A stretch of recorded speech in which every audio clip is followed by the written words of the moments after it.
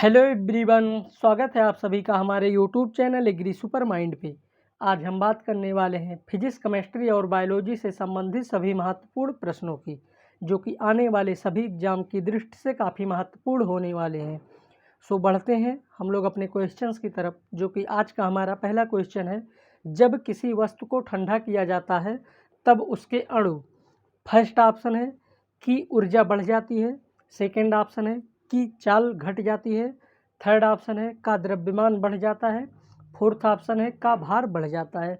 तो हम लोग जब किसी वस्तु को ठंडा करते हैं तो उसके जो अणु होते हैं वो शांत हो जाते हैं।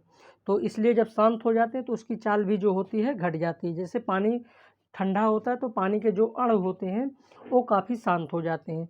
तो इसलिए पानी का जो ठंडा पानी होता है उसका जो चाल होता है वो घट जाता है। इसलिए इसका जो राइट आंसर होगा वो बी होगा। बढ़ते हैं नेक्स्ट क्वेश्चंस की तरफ। बर्फ पर दाब बढ़ाने से उसका गलनांक, फर्स्ट ऑप्शन है बढ़ जाएगा, सेकंड ऑप्शन है घट जाएगा, थर्ड ऑप्शन है अपरिवर्तित रहेगा, फोर्थ ऑप्शन है शून्य हो जाएगा। तो जो बर्फ़ होता है, बर्फ़ पे दाब बढ़ाने से उसका जो गलनांक होता है वो घट जाता है। इसलिए इसका जो राइट आंसर होगा वो बी होगा। बढ़ते हैं नेक्स्ट क्वेश्चंस की तरफ।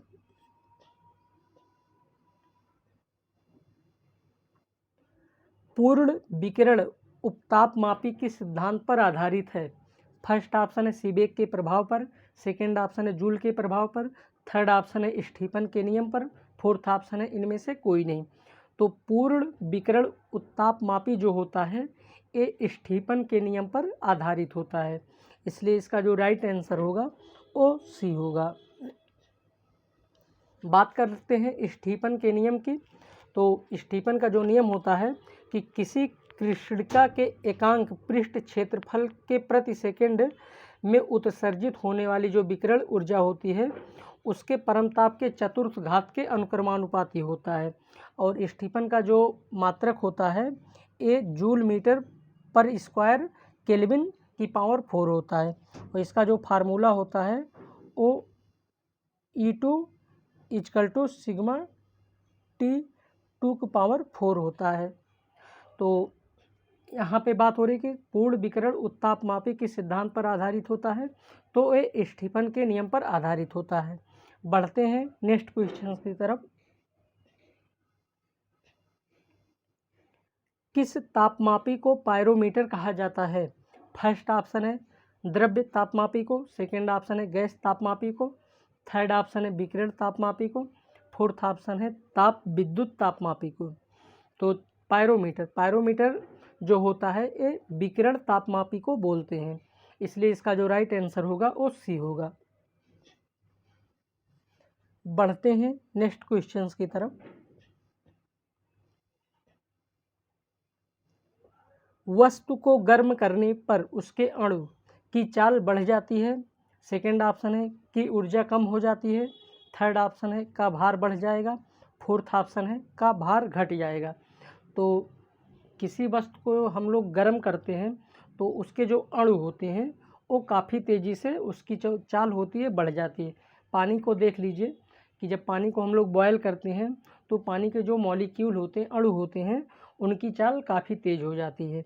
तो इसलिए इसका जो राइट आंसर होगा वो ए होगा, यानी वस्तु को गर्म करने पर उनके जो अणु होते हैं उनकी चाल बढ़ जाती है। बढ़ते हैं नेक्स्ट क्वेश्चंस की तरफ। वाहनों में प्रयुक्त होने वाला दर्पण है। फर्स्ट ऑप्शन है उत्तल दर्पण, सेकंड ऑप्शन है अवतल दर्पण, थर्ड ऑप्शन है समतल दर्पण, फोर्थ ऑप्शन है इनमें से कोई नहीं। तो वाहन जो होते हैं, वाहनों के साइड में जो मिरर लगा होता है, दर्पण लगा होता है, वो कौन सा दर्पण होता है? तो वाहनों में जो दर्पण लगा होता है वो उत्तल दर्पण होता है। इसलिए इसका जो राइट आंसर होगा वो ए होगा। बढ़ते हैं नेक्स्ट क्वेश्चंस की तरफ।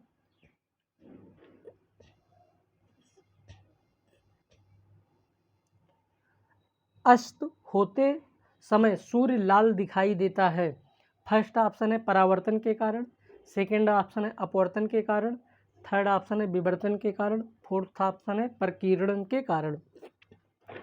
तो जब सूर्य अस्त होता है यानी सूर्य का डूबने का जब समय होता है तो उस समय सूर्य लाल दिखाई देता है। क्यों लाल दिखाई देता है?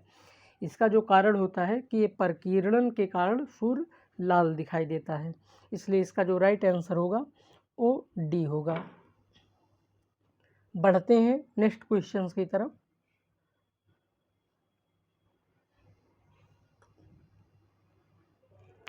यदि पृथ्वी पर कोई वायुमंडल ना हो तब आकाश का रंग होगा। फर्स्ट ऑप्शन है लाल, सेकंड ऑप्शन है काला, थर्ड ऑप्शन है सफ़ेद, फोर्थ ऑप्शन है गहरा नीला। यदि पृथ्वी पर कोई वायुमंडल ना हो तो उस समय आकाश का जो रंग होगा वो काला दिखाई देगा, इसलिए इसका जो राइट आंसर होगा वो बी होगा। बढ़ते हैं नेक्स्ट क्वेश्चंस की तरफ।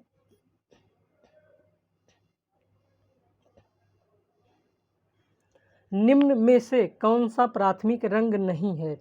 फर्स्ट ऑप्शन है काला, सेकंड ऑप्शन है लाल, थर्ड ऑप्शन है हरा, फोर्थ ऑप्शन है नीला।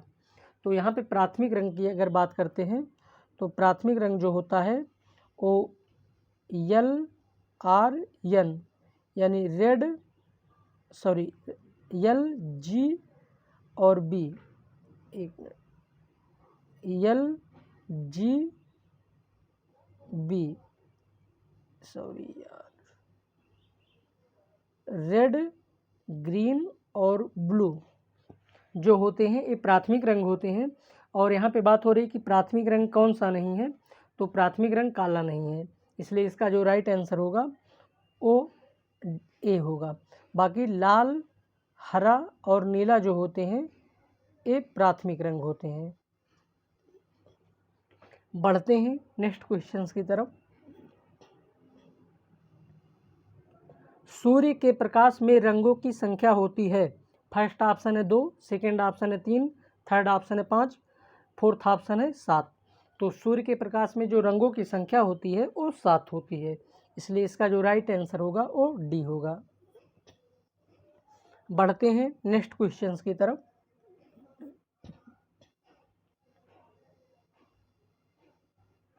निम्न में कौन कार्बन के अपरूप है? फर्स्ट ऑप्शन है हीरा, सेकंड ऑप्शन है ग्रेफाइट, थर्ड ऑप्शन है फ्लोरीन, फोर्थ ऑप्शन है सभी।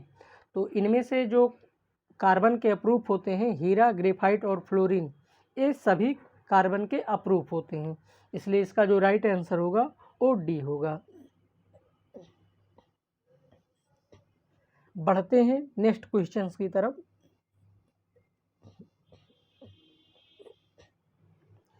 निम्नलिखित में से रासायनिक यौगिक कौन सा है?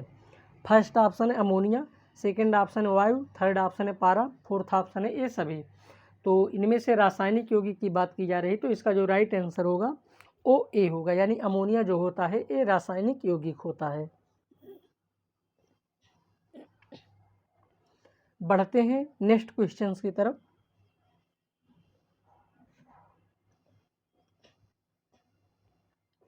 निम्नलिखित में से किस पदार्थ में ऑक्सीजन नहीं है? फर्स्ट ऑप्शन है मिट्टी का तेल, सेकंड ऑप्शन है कांच, थर्ड ऑप्शन है रेत, फोर्थ ऑप्शन है सीमेंट। तो मिट्टी का जो तेल होता है इसमें ऑक्सीजन नहीं पाया जाता है, इसलिए इसका जो राइट आंसर होगा वो ए होगा। बल्कि कांच, रेत और जो सीमेंट होते हैं इनमें ऑक्सीजन पाया जाता है, तो इसलिए इसका जो राइट आंसर होगा वो ए होगा। बढ़ते हैं नेक्स्ट क्वेश्चंस की तरफ। निम्नलिखित में से किस अधातु में धात्विक चमक पाई जाती है? फर्स्ट ऑप्शन है आयोडीन, सेकंड ऑप्शन है ग्रेफाइट, थर्ड ऑप्शन है ए एंड बी दोनों, फोर्थ ऑप्शन है इनमें से कोई नहीं। तो ये आयोडीन और ग्रेफाइट जो होते हैं ये ऐसे अधातु होते हैं जिनमें धात्विक चमक पाई जाती है, तो इसलिए इसका जो राइट आंसर होगा वो सी होगा, यानी ए और बी आयोडीन और ग्रेफाइट दोनों में धात्विक चमक पाई जाती है। बढ़ते हैं नेक्स्ट क्वेश्चंस की तरफ।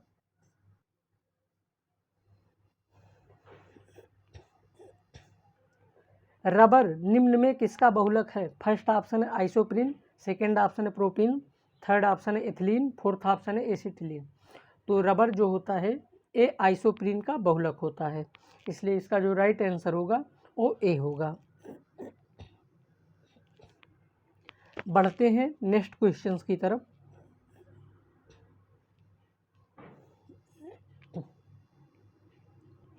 सिलिका क्या है? फर्स्ट ऑप्शन है उपधातु, सेकंड ऑप्शन है धातु, थर्ड ऑप्शन है अधातु, फोर्थ ऑप्शन है इनमें से कोई नहीं। तो सिलिका जो होता है वो उपधातु होता है, इसलिए इसका जो राइट आंसर होगा वो ए होगा। बढ़ते हैं नेक्स्ट क्वेश्चंस की तरफ।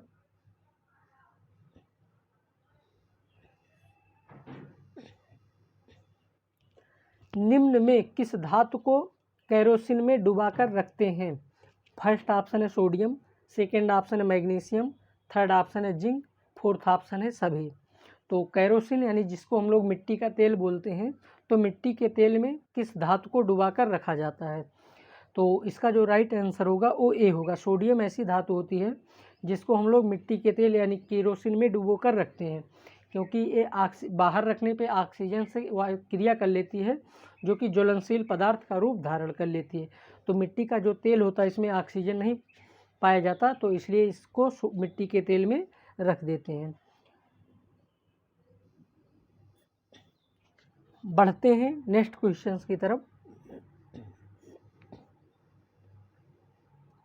कार्बन कौन सा अपरूप अधिक कठोर होता है? यानी कार्बन का कौन सा अपरूप अधिक कठोर होता है?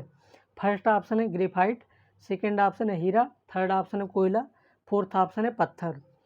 तो कार्बन का जो अधिक अपरूप कठोर पदार्थ होता है वो हीरा होता है, इसलिए इसका जो राइट आंसर होगा वो ए होगा, सॉरी बी होगा। बढ़ते हैं नेक्स्ट क्वेश्चंस की तरफ।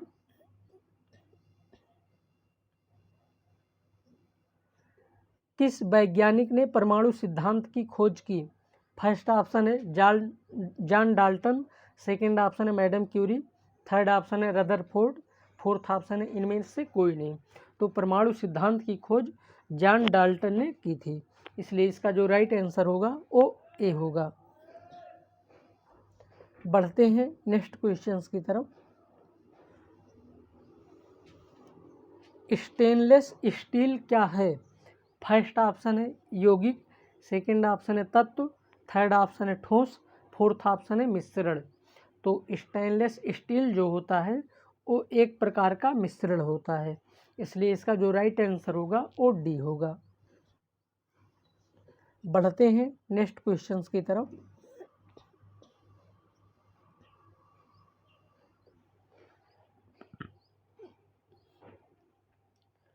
क्लोरोफिल निर्माण के लिए आवश्यक तत्व है। फर्स्ट ऑप्शन है कैल्शियम लोहा, सेकेंड ऑप्शन है लोहा मैग्नीशियम, थर्ड ऑप्शन है मैग्नीशियम जिंक, फोर्थ ऑप्शन है इनमें से कोई नहीं। तो क्लोरोफिल निर्माण के लिए जो आवश्यक तत्व है वो लोहा और मैग्नीशियम होता है, इसलिए इसका जो राइट आंसर होगा वो बी होगा। बढ़ते हैं नेक्स्ट क्वेश्चंस की तरफ।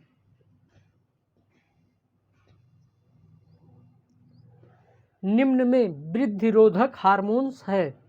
फर्स्ट ऑप्शन है एब्सिसिक एसिड, सेकंड ऑप्शन है इथाइलिन, थर्ड ऑप्शन है ऑक्सिन, फोर्थ ऑप्शन है ए एंड बी दोनों। तो वृद्धिरोधक हार्मोन्स की बात कर रहा है, तो एब्सिसिक एसिड और एथिलीन जो होते हैं ये वृद्धिरोधक हार्मोन्स होते हैं, इसलिए इसका जो राइट आंसर होगा वो डी होगा, ए एंड बी दोनों। बढ़ते हैं नेक्स्ट क्वेश्चंस की तरफ। मोजेक रोग किस पौधे में होता है? फर्स्ट ऑप्शन है आलू, सेकंड ऑप्शन है गन्ना, थर्ड ऑप्शन है नींबू, फोर्थ ऑप्शन है तंबाकू। तो मोजेक रोग जो होता है ये तंबाकू में पाया जाने वाला एक रोग होता है, जो कि एक वायरस के कारण होता है। टोबैको मोजेक वायरस जो होता है उसी के कारण तंबाकू में मोजेक रोग होता है। बढ़ते हैं नेक्स्ट क्वेश्चंस की तरफ।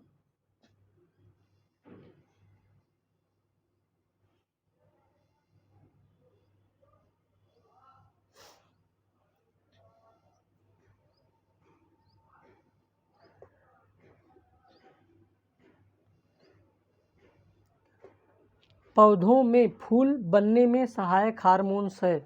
फर्स्ट ऑप्शन है साइटोकाइनिन, सेकेंड ऑप्शन है इथिलीन, फोर्थ ऑप्शन है ऑक्जिन, थर्ड ऑप्शन है ऑक्जिन, फोर्थ ऑप्शन है इनमें से कोई नहीं। तो पौधों में जो फूल बनने में सहायक हार्मोन्स होते हैं वो साइटोकाइनिन होते हैं, इसलिए इसका जो राइट आंसर होगा वो ए होगा। बढ़ते हैं हम लोग अपने आखिरी क्वेश्चंस की तरफ। बंची टॉप रोग किस पौधे में होता है? फर्स्ट ऑप्शन है तंबाकू, सेकंड ऑप्शन है नींबू, थर्ड ऑप्शन है सरसों, फोर्थ ऑप्शन है केला। तो बंची टॉप जो होता है एक केले में पाया जाने वाला एक बीमारी होता है जो कि बंची टॉप वायरस से होता है, इसलिए इसका जो राइट आंसर होगा वो डी होगा, यानी बंची टॉप रोग जो होता है वो केले में होता है। आज का हमारा वीडियो यहीं तक, मिलते हैं नेक्स्ट वीडियो में, तब तक के लिए good luck, take care, bye bye.